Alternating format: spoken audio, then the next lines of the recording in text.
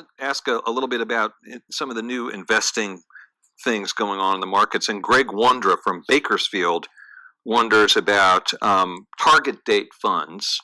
And I wanted to also ask about all the new index funds with a brain. Are those things really adding value? No, probably not. The S&P 500 index fund is the one to use. That's the one I used in that bet I made for 10 years. The S&P 500 is, I don't know whether it's 80% of the market value of everything you can buy in this country, and it's over. I think it's over 20 trillion. And you're buying America. And let me give you a figure that'll blow your mind. I think I bought my first stock when I was 11 years old. It was the first quarter of 1942, shortly after Pearl Harbor. I spent $114.75. Three shares, $114.75.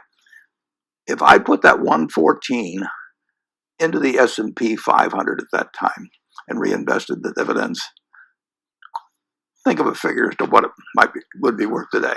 Oh man!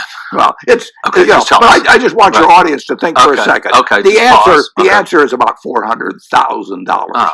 So if I, as a little kid, had taken that $114 I'd saved shoveling snow or whatever I'd done, $400,000 today, one person's lifetime. That's America.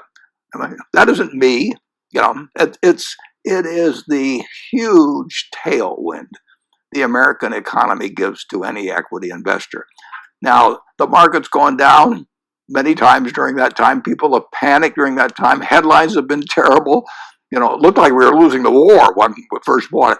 But America is a powerful economic machine that since 1776 has worked, and it's going to keep working. Now, you don't want to buy to hold for a year. You don't want to buy with the idea that you could sell it in 2 years or 3 years, necessarily make money. You could lose money that way.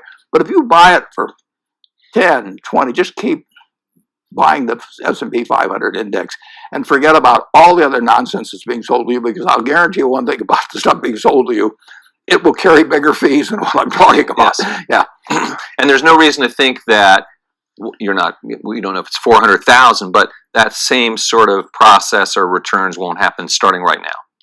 The S&P 500 companies have earned well over 10% on equity, often 15% annually for years and years and years and years. They've done it with Democratic administrations, with Republican administrations.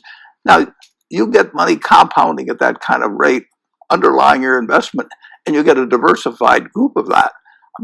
You're going to do well.